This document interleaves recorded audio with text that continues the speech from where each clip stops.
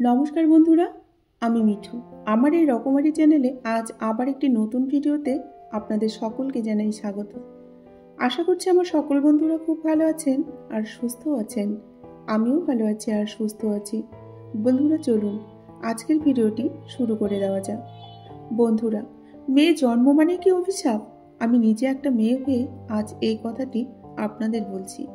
মেয়েদের নিজের স্বাধীনতা, নিজের জীবন বলতে কি কিছু আছে? আমার মনে হয় নেই। মেয়েদের নিজেদের বাড়ি বলতে কি কিছু আছে? নেই।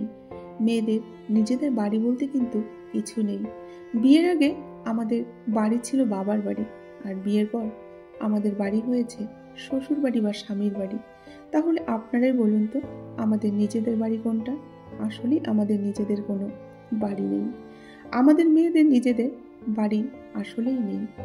মেয়েদের জীবনটা সম্পূর্ণ কিন্তু আলাদা রকম। আমাদের সারাটা জীবনে কিন্তু অন্যের অধীনে কাটাতে হয়। একটা মেয়ে জন্মের পর শিশুকালটা থাকে বাবা মার কাছে।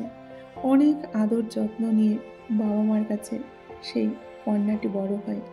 তখন বাবা মার কাছে সেই কন্যাটি থাকে রাজকন্যা।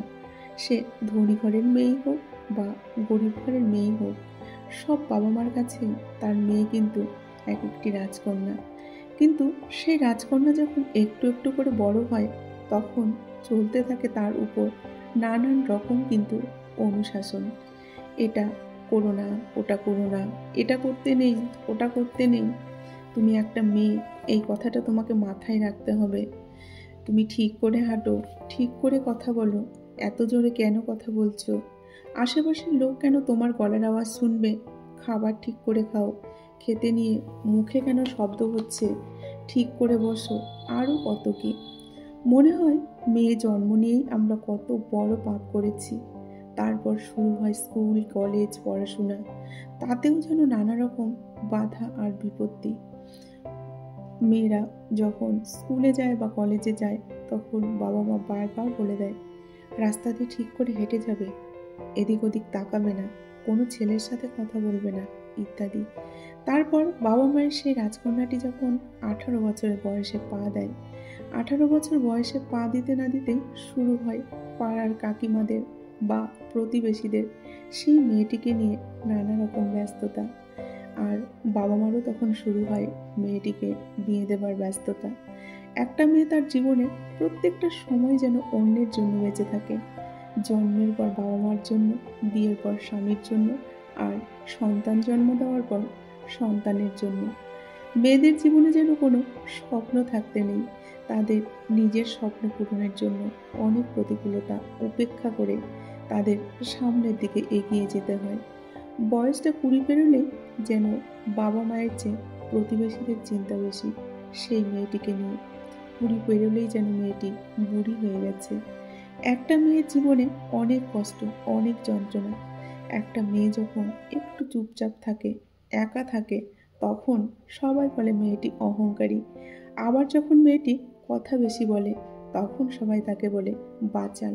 সারাক্ষণ বক বক করে। জোরে জোরে হাঁটলে বলবে মেয়েটির চলাফেরা একদম ভালো না, ছেলেদের মতো হাঁটে। আস্তে হাঁটলে বলবে মেয়েটি খুব দুর্বল। তাহলে বলুন তো, কোন পথে যাবে মেয়েরা? সব কিছুতেই যেন খুঁত ধরতে ব্যস্ত সবাই। একটু মেয়েটা মোটা হলে বলবে ও মা গো, মেয়েটি কি মোটা, এই মেয়েকে কোন ছেলে বিয়ে করবে? আবার রোগা হলে বলবে এর শরীরে তো হাড় কখানা আছে, গোনা যাবে। আরও কত কথা। একটা মেয়ে বিয়ের পর সবার কাছে যেন অসহায়।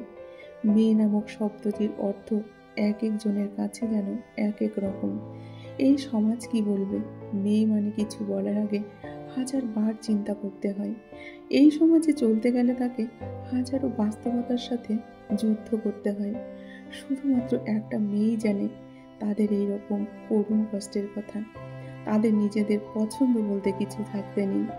বাবা মায়ের পছন্দ করা ছেলেকে যদি মেয়েটি বিয়ে করে, তাহলে সমাজের চোখে মেয়েটি খুব ভালো।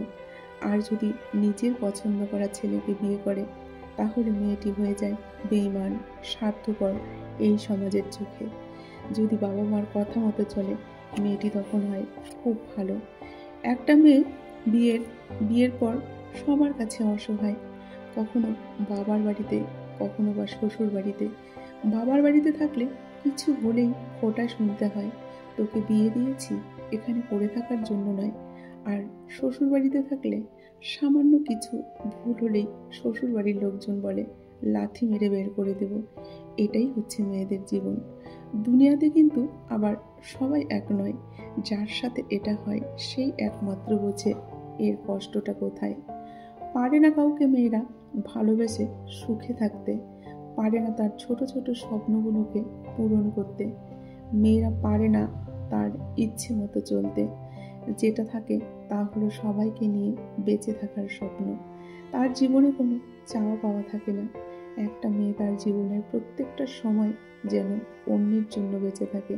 আবার কখনো বেঁচে থাকে তার ভালোবাসার কাছে, কখনো বেঁচে থাকে তার ইচ্ছের কাছে, কখনো বেঁচে থাকে তার স্বপ্নের কাছে, কখনো আবার তার পরিবারের কাছে।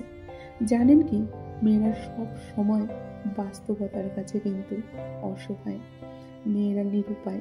মেয়েরা চাইলেও সব সময় নিজের স্বপ্নকে, নিজের ভালোবাসাকে বেছে নিতে পারে না। মেয়েদের জীবনটাই এইরকম। তাহলে বন্ধুরা, আজকে আমার এই ছোট্ট ভিডিওটি কেমন লাগলো? সম্পূর্ণ নিজের মতামত নিয়ে আমি ভিডিওটি বানিয়েছি, কাউকে আঘাত দেওয়া বা কষ্ট দেওয়ার জন্য নয়। বন্ধুরা, আমার ভিডিওটি শোনার পর যদি কারো খারাপ লাগে, আমি তার কাছে ক্ষমা প্রার্থী।